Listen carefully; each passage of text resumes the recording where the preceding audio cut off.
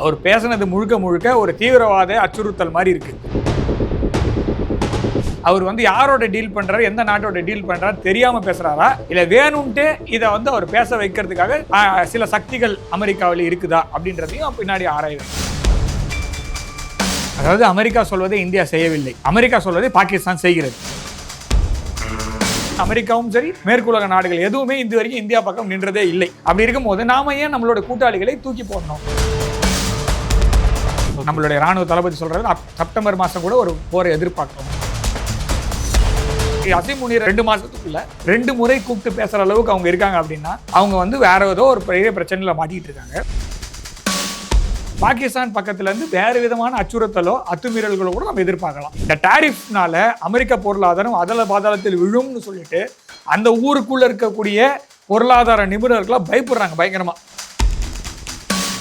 News TN நேயர்களுக்கு வணக்கம். இன்று நம்முடன் இணைந்திருக்கும் சிறப்பு விருந்தினர் புவிசார் அரசியல் ஆய்வாளர் திரு கணேஷ்குமார் அவர்கள். வணக்கம் சார். வணக்கம் சார். அசீம் முனீர் பாகிஸ்தானுடைய படை தளபதி இப்போ வந்து ஃபீல்டு மார்ஷல் அப்படின்னு சொல்றாங்க. அது நிறைய பேர் ஏத்துக்கல, இருந்தாலும் அவங்க சொல்றதை நம்ம சொல்லிடுவோம். ஃபீல்டு மார்ஷல் இல்ல ஃப்ராடு மார்ஷல். ஆமா, அவர் வந்து இப்போ அமெரிக்காவுக்கு போய் மிகப்பெரிய சர்ச்சைகளை உண்டாக்கிக்கிட்டு இருக்காரு. நிறைய விஷயங்கள் பேசுறாரு. அதுல முக்கியமான விஷயம் என்னன்னா, உலகத்தையே நான் அழிக்க போறேன், இந்தியா பாதி உலகத்தை நான் அழிக்க போறேன் அப்படிங்கிற மாதிரிலாம் சொல்றாரு. அந்த பாதி உலகத்துல அமெரிக்கா வருமா? ஏன்னா அமெரிக்கால தான் பேசுறாரு. கரெக்ட்.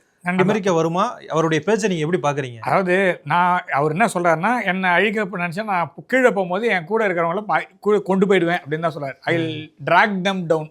அப்படின்னா பக்கத்துல நின்னாதான் கீழே டிராக் பண்ண முடியும். ஸோ அவர் அமெரிக்க மண்ணிலிருந்து இதை பேசுகிறார். முதல்ல வருத்தம் தெரிவிக்க வேண்டிய விஷயம், இந்த அமெரிக்காவுடைய ஆளுமை, அதாவது ஆளுமைகள் அப்படின்னு அமெரிக்காவில் யாராவது இருந்தாங்கன்னா, அமெரிக்கா உலகத்துடைய பெரிய வல்லரசு நாடு அப்படின்ற ஒரு ஸ்தானத்தில் இருக்குது. ஒரு கிளாஸ் லீடர்னு வச்சுங்களேன். உலகம் ஒரு கிளாஸ்னா கிளாஸ் லீடராக இருக்காங்க. இப்படிப்பட்ட ஒரு பேச்சை வந்து பக்கத்தில் உட்கார வச்சுட்டு கேட்குறது வந்து அது லீடர், அது அழகு கிடையாது. ஸோ ஒரு நாட்டுடைய தலைமைக்கு முதல்ல மதிப்பு கொடுக்கணும். இவர் நாட்டோட தலைவரானா இல்லை, இராணுவத்தோட தலைவர். இவங்களே யார் அப்பாயின்ட் பண்ணான்னா அதுவே தெரியல. ஒரு போர் நடக்கும்பொழுது இந்த ஃபீல்டு மார்ஷல் இது பண்ணுவாங்க, போஸ்ட்டு கான்ஃபர் பண்ணுவாங்க. அவர் வந்து போரில் தோற்று போன பிறகு அதுக்கு நம்மளுடைய இராணுவ தளபதி சொன்னது தான், நம்ம ஜெயிச்சிட்டோமா தோத்துட்டோமான்னு கவலையப்பட வேணாம், குழப்பமே வேணாம். அதாவது அங்கே ஃபீல்டு மார்ஷல் ஒருத்தர் அனௌன்ஸ் பண்ணாங்கன்னா கண்டிப்பாக நம்ம ஜெயிச்சிட்டோம்னு அர்த்தம் அப்படின்னாரு. ஸோ அந்த மாதிரி தான், அந்த மாதிரி இருக்கக்கூடிய ஒரு நாடு ஒரு மார்ஷல் அப்படின்னு சொல்லிட்டு ஒரு போஸ்ட்டை கொடுத்த பிறகு அந்த ஒரு பதவி, அந்த பொறுப்பில் இருக்கிறவர் இந்த மாதிரி பேசுறது ரொம்ப வருந்தத்தக்க ஒரு விஷயம். அதுலேயும் அமெரிக்க மண்ணிலிருந்து அது பேசுவதுன்றது ரொம்ப வருந்தத்தக்க விஷயம். அதற்கு அமெரிக்கா இதுவரையும் கண்டனம் தெரிவிக்காமலும் அவர் பேச்சுக்கும் இந்த நாட்டுக்கும் சம்மந்தம் இல்லைன்னு அந்த டிஸ்டன்ஸாவது மெயின்டைன் பண்ணோம். அதுவும் இது வரைக்கும் தெரிவிக்காதது ரொம்ப பெரிய வருந்தத்தக்க ஒரு விஷயமாக தான் நான் இதில் பார்க்குறேன். அவர் பேசுனது முழுக்க முழுக்க ஒரு தீவிரவாத அச்சுறுத்தல் மாதிரி இருக்குது. ஒரு பயங்கரவாத அச்சுறுத்தல். ஒரு பயங்கரவாத தலைவன் எப்படி பேசுவானோ அந்த மாதிரி ஒரு நாட்டோடைய field marshal, so called field marshal, அவர் வந்து பேசுறது அப்படின்றது உலக மக்கள் எப்படி ஏற்றுப்பாங்கன்னு எனக்கு தெரியல. இந்திய மக்கள் வந்து அது வேடிக்கையாக பார்க்குறாங்க, நான் இல்லைன்னுலாம் சொல்லலை. இருந்தாலும் இது வந்து கடும் கண்டனத்துக்குரிய விஷயம் வந்து இதை வந்து நம்ம வந்து ஒரு காமெடியன், ஒரு காமெடி பண்ணுற மாதிரி தான், இந்த லேடன் டெபசரியான்ற மாதிரி காமெடி மாதிரி தான் இருக்குது அவர் பேசுறது, இல்லைன்னுலாம் சொல்லலை. ஓகே. ஆனால் இதை வந்து உண்மையாக சீரியஸாக நீங்கள் எடுத்துக்கணும் அப்படின்னா இது பெரிய விளைவுகளை ஏற்படுத்தக்கூடிய விஷயம்.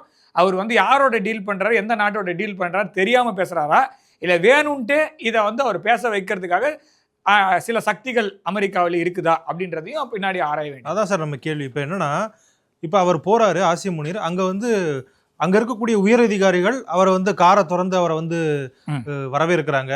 அதே மாதிரி பார்த்தீங்க அப்படின்னா இந்த சந்திப்பு நடந்துகிட்டு இருக்க ஒரு சில நாட்கள்லேயே பார்த்தீங்க அப்படின்னா இது நடக்குது. அதாவது BLA வந்து ஒரு தடை செய்யப்பட்ட அமைப்பு அப்படிங்கிறாங்க. நேற்று எல்லை தாண்டி இந்தியாக்குள்ள வந்து ஊடுருவல் நடந்திருக்கு. இதை வந்து தற்காத்து கொள்ள போனா நம்ம ராணுவ வீரர் ஒருத்தர் கொல்லப்பட்டிருக்காரு. இப்படி தொடர்ந்து ஒரு அச்சுறுத்தலான ஒரு சிச்சுவேஷன், ஒரு டென்ஷனை கிரியேட் பண்ணிக்கிட்டே இருக்காங்களே, இது எதற்காக இதெல்லாம் பண்றாங்கன்னு நீங்க நினைக்கிறீங்க? அதாவது அமெரிக்கா சொல்வதை இந்தியா செய்யவில்லை, அமெரிக்கா சொல்வதை பாகிஸ்தான் செய்கிறது, அவ்வளவுதான். இதுதான் ஈக்குவேஷன், வேற எதுவுமே கிடையாது. அமெரிக்கா வந்து they want to, அதாவது they want other countries to kneel, அவ்வளவுதான். நான் சொல்றது மண்டி எடுங்கன்றான். அதை வந்து அவன் டக்குன்னு செஞ்சிடறான், எந்த பேச்சே கிடையாது. நீ சொல்லுங்க உசூர் அப்படின்றது தான் அவங்களோட எண்ணம். ஸோ ஆலம் பண்ணான்னு காலில் ஊன்ட்டான். ஸோ அதனால அவங்க என்ன பண்ணாலும் பிரச்சனை இல்லை. பாகிஸ்தான் ஒரு தீவிரவாத நாடு அப்படிங்கிறது, பயங்கரவாத நாடுன்றது எல்லாருக்குமே தெரிஞ்ச விஷயம். ஒசாமா பின் லாடன் எங்க இருந்தான் அப்படின்ற கேள்விக்கு அமெரிக்காவுக்கு கிடைச்ச பதில் பாகிஸ்தான். ஆனா அவங்க தேடினது கால் கடியில வச்சுக்கிட்டு முழுக்க தேடி இருக்கி அப்படின்ற மாதிரி தான் இருக்கு. ஸோ நேட்டோ பேஸுக்கு பக்கத்துல ஒரு 5 ஸ்டார் வாழ்க்கை வாழ்ந்துருக்கு. ஸோ அந்த வாழ்க்கை முடிஞ்ச பிறகும் அதை எடுத்துன்னு போய் எங்க புதைச்சாங்கன்னு கூட சொல்ல மாட்டேங்கிறாங்க. அதுக்கப்புறம் பாகிஸ்தான் மீது எந்த ஒரு தண்டனையோ பாகிஸ்தானுக்கு எந்த ஒரு பொருளாதார தடையோ கிடையாது. ஆனா இந்தியா மீது இப்போது 50% வரி விதிப்போம். ஏன்னா நான் ரஷ்யாவோட சேரன், அதே ரஷ்யா கிட்ட தான் நீ யுரேனியம் வாங்குறேன்னு சொன்னா அது நீ எப்படி என்னை எதிர்த்து பேசுவேன்னு ஒரு கேள்வி. ஸோ நான் என்ன வேணா சொல்லுவேன், நான் சொல்கிறது தான் சட்டம், அதை நீ கேட்டு நட. அப்படி இல்லைன்னா உன் மேலே டாரிஃப் போடுவேன். அதையும் மீறி பேசினேன்னா அதுக்கு மேலே ஒரு டாரிஃப் போடுவேன். அதையும் கேட்கலன்னா பொருளாதார தடை விதிப்பேன். இது எப்படின்னா ஒரு நாடு இன்னொரு நாடும் பேசுகிற மாதிரி இல்லை, ஒரு அடிமையும் அடிமையோட தலைவனும் பேசுகிற மாதிரி இருக்குது. இதை மற்ற நாடுகள் வேணால் கேட்கலாம், இந்தியா கேட்குற நிலைமை இல்லை. ஐரோப்பிய ஒன்றிய நாடுகள் ட்ரம்ப் அவர்கள் சொன்ன எல்லாத்தையும் சேர்த்து ஓகே வேறு வழி கிடையாதுன்னு சொல்லிட்டு கையெழுத்து போட்டாங்க. ஏன்னா அந்த கண்ட்ரீஸ்க்கு ஃபாரின் பாலிசின்னு ஒன்று கிடையவே கிடையாது, லாஸ்ட் ஒரு 50 இயர்ஸாக கிடையாது. ஸோ அதனால என்ன பண்ணாங்கன்னா அமெரிக்கா என்ன ஃபாரின் பாலிசி எடுக்குதோ அதை இவங்க எடுப்பாங்க. லிபியா கெட்ட நாடு கெட்ட நாடு, சிரியா கெட்ட நாடு கெட்ட நாடு, ஈராக் கெட்ட நாடு கெட்ட நாடு. ஈராக் நடுவில் நல்ல நாடு ஆகும், ஆனாலும் திருப்பி கெட்ட நாடு ஆகும். சரியா? ஸோ எல்லாத்துக்கும் ஓகே. அதே மாதிரி ஈரான் இப்போ கெட்ட நாடு. ஸோ இப்போ அடுத்து இது மாதிரி போட்டுகிட்டே வரும்போது அவங்களுக்குன்னு ஒரு தனியாக ஒரு பேக் போனோ இல்லை ஃபாரின் பாலிசியோ இல்லை ஐரோப்பிய ஒன்றிய நாடுகளுக்கு. அதனால என்ன பண்ணாங்கன்னா கையெழுத்து போட்டாங்க. அந்த கையெழுத்து போட்டதோட விளைவு உள் மார்க்கெட்டில், ஐரோப்பிய ஒன்றியத்தோட மார்க்கெட்டில் பெரிய எதிரொலியாக இருக்குது. ஸோ இப்போ அவங்க திருப்பி ரீநெகோஷியேட் பண்ணுவாங்க அதை. ஸோ இந்த மாதிரி விஷயத்துக்கு இந்தியா போகாது. இந்தியா முதல்லேருந்தே சொல்கிறது என்னென்னா ஒத்து வந்தால் கையெழுத்து போடுவோம். இதில் there is no mandate like நான் ஹேவ் டு சைன் அப்படின்றது இல்லையா. அவன் ஒரு நம்பர் சொல்கிறான், அந்த நம்பரெல்லாம் கேட்டு பண்ணுறோன்னா நம்மளுக்கு எதுக்கு ஒரு தனியாக ஒரு ஃபாரின் மினிஸ்டர், நம்மளுக்கு எதுக்கு ஒரு தனியாக ஒரு பிரதமர், எல்லாம் உங்கள் கிச்சனை மூடுன்னுவாங்க, மூடிடுவோமா. ஸோ அது அடுத்தது அங்கே தான் போவாங்க. ஸோ நீ எல்லாமே என்கிட்ட வாங்கணும். ஸோ அமெரிக்காவோட பொருளாதாரம் எப்படி ஒரு மார்க்கெட் எக்கானமியாக ஒரு கன்சூமரிசமில் இருக்கோ அதே மாதிரி இந்தியா ஆகும்னா இந்தியா ஆகாது. இந்தியா ஒரு அக்ரேரியன் எக்கானமி, அதுலேயும் ஒரு சர்வீஸ் இண்டஸ்ட்ரி இருக்கிற ஒரு நாடு அப்படின்னா அதை முன்னேற்றுவது எப்படின்னு பார்க்கணும். நம்மளோட வளர்ச்சி விகிதம் இன்னைக்கு உலகத்தோட அதிகமான ஒரு வளர்ச்சி விகிதமாக இருக்குது. நம்மளோட கூட்டமைப்பு எல்லா நாடுகளோடு இருக்குது. ஸோ உங்களுடைய நாட்டோட கூட்டமைப்பு வச்சுக்கிறதுக்காக நான் மற்ற நாடுகளோட கூட்டமைப்பெல்லாம் தூக்கி போட்டு வரணும் அப்படின்றது எந்த ஒரு இதுலையும் கிடையாது. சரி, நான் தூக்கி போட்டுட்டு வந்தாலும் நீ என் கூட நிற்பியானா அது கிடையாது. ஸோ இது வரைக்கும் நீ என் பக்கம் நின்னதே கிடையாது. நான் சொல்கிறது அமெரிக்காவும் சரி மேற்குலக நாடுகள் எதுவுமே இது வரைக்கும் இந்தியா பக்கம் நின்றதே இல்லை. அப்படி இருக்கும்போது நாம ஏன் நம்மளோட கூட்டாளிகளை தூக்கி போடணும்? இப்போ ரஷ்யா கிட்ட ஆயில் வாங்குறதை நிறுத்துன்னு நீ சொல்கிறேன், நான் நிறுத்திட்டேன், நாளைக்கு எனக்கு தானே பெருசே பிரச்சனை வரும். என் மக்கள் எனக்கு ஓட்டு போட்டிருக்காங்கன்னா அது எதுக்காக? இந்தியாவோட எக்கானமி நல்லா இருக்கிறதுக்காக ஓட்டு போட்டிருக்காங்க. இன்றைக்கி அமெரிக்கா சொல்வதை கேட்கிறார்கள், அப்படி கேட்கவில்லைன்னு சொல்லிட்டு சில பேர் ஒரு ஃப்ரெஞ்சு குரூப் கேட்குதுன்னு வச்சுப்போம். இங்கே இந்தியாவிலேயே அமெரிக்கா சொல்கிறத நம்ம கேட்கணும், நம்ம ரஷ்யன் ஆயிலில் நிறுத்திடணும், அமெரிக்காவோட மொத்தமே நம்ம நல்லா இருக்கணும், இது ஃபாரின் பாலிசி ஃபெயிலியர் இப்படிலாம் பேசுகிறாங்கல்ல. இதே வாய் நான் சொல்கிறேன், சப்போஸ் இந்த அமெரிக்கா கிட்ட சொல்கிற பேச்சு கேட்டு ரஷ்யா கிட்ட ஆயில் வாங்குறது நிறுத்தின உடனே ஆயில் ப்ரைஸ் உடனே 50% ஏறுதுன்னு வச்சுங்க, 100 ரூபாய் இருக்குது 150 ரூபா ஆகுதுன்னு வச்சுக்கோங்க. இதே வாய் ஆஸ் யூஷுவல் வெயிட் பண்ணிட்டு இருக்க காரணம் மோடி ஒழிக ஆரம்பிப்பாங்க. அதுக்கு தான் இவங்க பிளான் பண்ணுறாங்களே தவிர இவங்களுக்கு பெருசாலாம் ஒன்றும் பேச போகிறது இல்லை. இதுக்கெல்லாம் நம்ம இந்தியா முதல்ல இந்தியா ஒரு சாவரின் நேஷன். இந்தியாவை இந்த மாதிரி நடத்துவது உலகத்தின் ஓல்டஸ்ட் டெமோக்ரஸிக்கு நல்லதல்ல. ஓல்டஸ்ட் டெமோக்ரஸி, லார்ஜஸ்ட் டெமோக்ரஸி ஆம் ட்விஸ்ட் பண்ணுற மாதிரி பேசுறது அந்த நாட்டுடைய ஜனநாயகத்துக்கு அழகு அல்ல அப்படிங்கிறது அந்த நாட்டு மக்களுக்குமே முதல்ல புரியணும். அதே மாதிரி அந்த நாட்டோட கூட்டாளி நாடுகளுக்கும் விஷயம் போய் சேர்றது என்னென்னா, இந்தியாவே எப்படி ட்ரீட் பண்ணாங்கன்னா உங்களை எப்படி ட்ரீட் பண்ணுவாங்க அப்படின்ற எண்ணம் அவங்களுக்கு வரணும். ஸோ அந்த நாட்டு மக்களுக்கும் அந்த நாட்டோட ஜனநாயகம்னு ஒன்று இருக்கா, அந்த நாட்டு ஆளும் அந்த அரசுக்கு இல்லையா, அது மேலே ஒரு நம்பிக்கையோ ஒரு பயமோ இல்லை ஒரு மரியாதையோ இருக்குமா? முதல்ல இந்த கேள்விக்கு மாத்திரம் அந்தந்த நாட்டு மக்கள் கேள்வி பதில் சொல்லிட்டோம். அமெரிக்கான்னு ஒரு நாடு, அவன் ஒரே ஒரு யூனிலேட்ரலாக ஒரு டாரிஃப் போடுறான் இன்னொரு நாட்டு மேலே. அந்த டாரிஃப் போடுறத எந்த வார்த்தையும் கேட்காம அவன் போட்டால் திருப்பி இன்னொரு டாரிஃப் போடுவான்னு சொல்லி பயந்து போய் கையெழுத்து போடுறாங்கன்னு வச்சுப்போம். அப்படி இருந்தனா அந்த நாட்டுடைய மக்கள் அந்த நாட்டுடைய அரசு மீதோ அந்த ஆளும் வர்க்கத்தின் மீதோ எந்த அளவுக்கு நம்பிக்கையோ ஒரு மரியாதையோ வரும் அப்படின்றது மட்டும் சொல்லுங்க. நாம இன்னைக்கு இந்தியா தைரியமாக சொல்லலாம், என்னோட அரசாங்கத்தை நான் மதிக்கிறேன். It has stood up to the world, it has stood up to the larger super power. எதுக்காகனா நீங்கள் சொல்கிறது யூனிலேட்ரலாக இருக்குது, இது பைலேட்ரலாக தான் ட்ரீட்டி வரணும். எங்களோடையும் விசாரித்து எங்களோடையும் பேசிட்ட பிறகு தான் நீங்கள் ஒரு டாரிஃபை நீங்கள் போட முடியுமே தவிர தாண்டவந்தித்தனமாக ஒரே ஒரு ஆள் டிக்ரி மாதிரி போட முடியாது. ஏன்னா அமெரிக்கா அப்படிங்கிற நாடு அந்த நாட்டு மக்களுக்கு வேணால் அந்த மாதிரி ஒரு விஷயம் வரி விதிப்போ ஒரு அரசு ஆணையோ விதிக்கலாம். ஆனால் இந்தியாவுக்கும் அதே மாதிரி நீங்கள் பண்ணிங்கன்னா இங்கே 140 கோடி பேர் யாருக்கு ஓட்டு போட்டிருக்கோம் அவங்க தான் நம்மளுக்கு சொல்லணுமே தவிர வாஷிங்டன்லேருந்து ஒருத்தர் ஆட்சி செய்ய முடியாது. அதற்கு ஒற்றுக்கொள்ளாமல் இருப்பது இந்தியாவுடைய என்ன சொல்ல அரசுக்கு கிடைத்த ஒரு வெற்றி, இந்தியர்களுக்கு ஒரு மரியாதை நிறைந்த ஒரு வாழ்க்கையை இந்திய அரசாங்கம் ஏற்படுத்தி கொடுத்திருக்கிறதுன்னு. நாளைக்கு நமக்கு சுதந்திர தினம். இந்த நேரத்தில் பார்த்தீங்க அப்படின்னா பாகிஸ்தானும் அமெரிக்காவும் சேர்ந்து நமக்கு எதிராக இன்னொரு வர்த்தக போரை தொடங்க போறாங்க அப்படிங்கிற மாதிரி நிறைய நம்ம கட்டுரைகள்லாம் பார்க்க முடியுது. ஸோ இந்தியா இதை எப்படி ரெட்டாலியேட் பண்ணும் நீங்க நினைக்கிறீங்க? ஆக்சுவலாக வரி போர் மாத்திரம் இல்லை, ஆக்சுவலான வார் கூட பாசிபிலிட்டி இருக்கு. நம்மளுடைய ராணுவ தளபதி சொல்றது செப்டம்பர் மாதம் கூட ஒரு போரை எதிர்பார்க்கலாம், அப்படிதான் இருக்கு. இன்னொரு விஷயம், இந்த விமான தரவுகள்லாம் இருக்குல்ல, விமானத்தோடைய போக்குவரத்து அந்த தரவுகள்லாம் பார்க்கும்போது பல அமெரிக்க போர் விமானங்கள், அதாவது டிரான்ஸ்போர்ட் விமானங்கள் வந்து துருக்கி நாட்டில் அமெரிக்காவுடைய விமானங்களும் பாகிஸ்தானுக்கு நிறைய முறை வந்து போகிறத நம்மளால் பார்க்க முடியுது.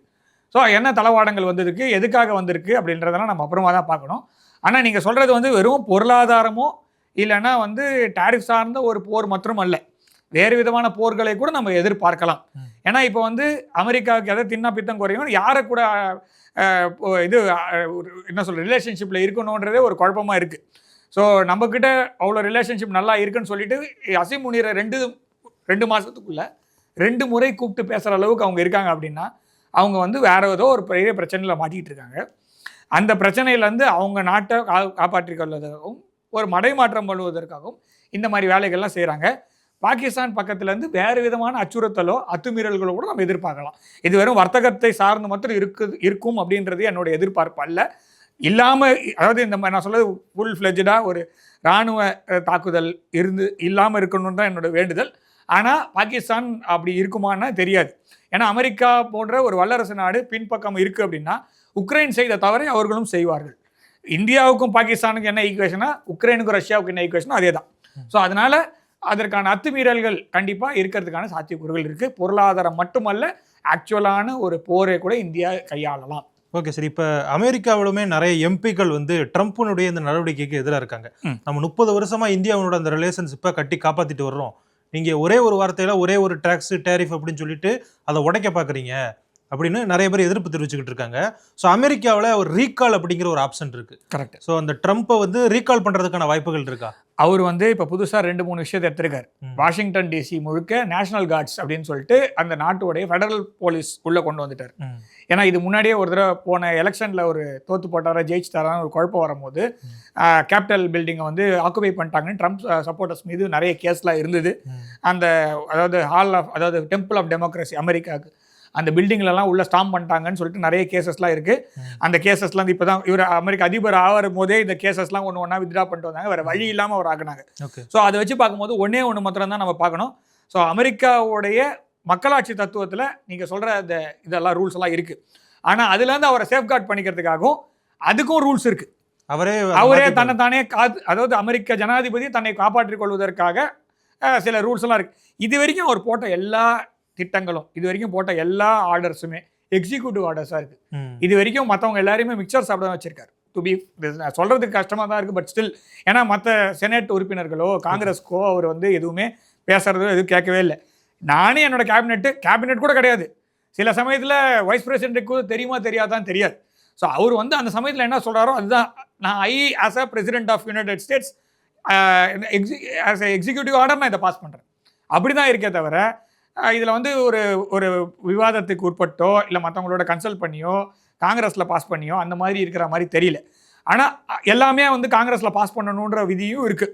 ஸோ அப்போ நீங்கள் சொல்கிற மாதிரி அது சட்டத்திட்டத்துக்கு உட்பட்டு இருக்குன்னா அது கோர்ட்டுக்கு போனால் அதை ரிவர்ஸ் பண்ணுறது. ஏன்னா இவர் வந்து இந்த பிறப்புரிமைன்னு சொல்லிட்டு ஒன்று ரத்து பண்ணுறேன்னு சொன்னார். அதாவது அமெரிக்காவில் பிறக்கும் குழந்தைகள் அமெரிக்க பிரஜை அப்படின்னு இருக்குன்னா அதை வந்து கேன்சல் பண்ணுவோம் அப்படின்லாம் சொன்னார். அதெல்லாம் இல்லைன்றது ஒன்று ரோல் பேக் ஆகிட்டே வந்துருக்கு. இது வரைக்கும் அவர் என்ன பண்ணியிருக்காருன்னா ஒன்று மாற்றி அவர் டிஸ்ட்ராக்ஷனும் டைவர்ஷனும் தான் போட்டு இந்த 5 மாதம் ஓட்டியிருக்காரு தவிர அமெரிக்கா பொருளாதாரத்துக்கு மாற்று தரக்கூடிய அந்த ஒரு பெரிய விஷயமும் பண்ணல. இந்த டாரிஃப்னால அமெரிக்க பொருளாதாரம் அதல பாதாளத்தில் விழும்னு சொல்லிட்டு அந்த ஊருக்குள்ளே இருக்கக்கூடிய பொருளாதார நிபுணர்களாக பயப்படுறாங்க பயங்கரமாக. ஏன்னா வந்து அவர் கை வைக்கிறது வந்து பெரிய பெரிய பொருட்கள்லாம் இல்லை, அன்றாடங்காய்ச்சிகளும் டெய்லி மக்கள் வாங்கக்கூடிய பொருட்கள் மீது இந்த இந்தியாவோட இதற்கு டாரிஃப் போட்டார்னா டெய்லி யூஸ் பண்ணக்கூடிய பொருட்கள்லாம் விலை ஏற்றம் வரும். ஒரு அப்பர் மிடில் கிளாஸ் ஃபேமிலி அமெரிக்காவில் $5000 அளவுக்கு அதிகமாக விற்கும், அதிகமாக செலவு பண்ணுற மாதிரி ஆகும். ஒரு லோவர் மிடில் கிளாஸில் இருக்கக்கூடிய அந்த மக்கள் வந்து $2,500 அளவுக்கு அதிகமான பணம் கொடுத்து வாங்க வேண்டிய நிர்பந்தத்துக்கு உள்ளாவார்கள். இதெல்லாம் அவங்க ஊரில் இருக்க மக்களுக்கும் புரியுது. பல பொருட்களோட விலை அங்கே ஊரில் இருக்க மார்க்கெட்டில் வீடியோலாம் எடுத்து போட ஆரம்பிச்சுட்டாங்க, விலை ஏற்றம் இருக்குன்னு சொல்லிட்டு. இவ்வளோ விஷயங்கள் நடந்துட்டு இருக்கு. அவர் வந்து கூலாக வந்து பாகிஸ்தானோடையும் மற்ற நாடுகளோட டாரிஃப்னு சொல்லிட்டு விளையாடிட்டு இருக்காரு. அந்த நாட்டு மக்களுக்கு ஒரு சகிப்புத்தன்மைன்னு ஒன்று இருக்குது. அதை தாண்டி போகும்போது நீங்கள் கேட்ட கேள்வி சாத்தியமே. ஆனால் அதற்கு வந்து அதற்கான இடம் வந்து அமெரிக்காவில் இப்போது கொடுக்க மாட்டார். அதுக்கு முன்னாடியே ரோல் பேக் ஆகிடும். 90 days டைம்ன்றது சைனா கொடுத்துருக்கு. இது ஒரு அச்சுறுத்தலாக தான் பார்க்குறேனே தவிர இது முழுக்க 50%லாம் சாத்தியமே கிடையாது. அவருக்கும் தெரியும். ஆனால் இந்தியாவை ஒரு ஆர்ம் ட்விஸ்ட் பண்ணி ஒரு மிரட்டலுக்கு அடிப்பணியை வைக்க ஒரு முயற்சியாக தான் அவர் இதை பண்ணுறாரே தவிர அவரும் அவரோட நாட்டுக்குள்ளே இருக்கக்கூடிய பிரச்சனைகளை நன்கு உணர்ந்தவர். அவர் ஒரு பிஸ்னஸ் மேன். அவர் எல்லா விஷயமும் தெரிஞ்சு தான் இதை பண்ணுறாரு. ஆனால் வேற ஆப்ஷன் கிடையாது அவருக்கு. அதனால இந்த மாதிரி ஒரு மிரட்டல்களை கொண்டு வருகிறாரே தவிர ஆனால் அவரால் முழுக்க அதை செயல்படுத்த முடியாது. இந்தியா இதை கேட்குமானா கண்டிப்பாக கேட்காது. அவர் சொல்கிறது நீங்கள் பாட்டு சொல்லிட்டு போங்க, நாங்கள் எங்களுடைய நாட்டோடைய மக்களுக்கும் எங்களுடைய மக்களுக்கான வளர்ச்சிக்கும் எங்கள் நாட்டுக்கான வளர்ச்சிக்கும் எது நல்லதோ அதை தான் நம்ம செய்வோம்னு நம்மளுடைய பிரதமரும் சொல்லிட்டாங்க, வெளியுறவுத்துறை அமைச்சரும் சொல்லிட்டாங்க. அதனால் இதுக்கு மேலே அதை பேசுறதுக்கு எதுவுமே இல்லை. ஆனால் அவர் திரும்ப இதெல்லாம் அச்சுறுத்தல் விதமாக தான் பேசிகிட்டு இருக்காரே தவிர இதெல்லாம் செயல்பாட்டுக்கு வருமானா ரொம்ப கஷ்டம். எந்த நாடெல்லாம் பயப்படுதோ அந்த நாடுகள்லாம் போடுவாங்க. ஆனால் அந்த நாட்டுக்கும் அது கண்டினியூ ஆகுமானா அந்த நாட்டோட உள்நாட்டு விவகாரங்களில் சம்மந்தப்பட்டது. ஐரோப்பிய ஒன்றியம் ஆல்ரெடி இந்த ப்ராப்ளத்துலேருந்து வெளியில் வர முடியலன்னு சொல்கிறாங்க. ஸோ ரீநெகோஷியேட் பண்ணுவாங்க. இல்லைனா அந்த நாடுகள்லாம் மொத்தம் மோசமான நிலைமைக்கு போகும். ஸோ அந்த மாதிரி ஒரு அமெரிக்காவோட ஒரு டீல் இருக்கணும்னு அவங்க அவசியம் இல்லை. அவங்க ஆல்டர்னேட்டிவ் மார்க்கெட் தேடுவாங்க. அப்போ கண்டிப்பாக இந்தியாவோட தான் வந்தாகணும். ஆல்ரெடி யூகே வந்து FTA நம்மளோட போட்டிருக்காங்க. ஐரோப்பிய ஒன்றிய நாடுகளும் நம்மளோட FTA போடும் நாள் ரொம்ப நாள் இல்லை. ஓகே சார், எங்களோடு இணைந்து உலக அரசியல் குறித்து புவிசார் அரசியல் குறித்தும் நிறைய விஷயங்கள் பகிர்ந்துக்கிட்டீங்க. நன்றி. ஜெயின் சார். ஜெயின்.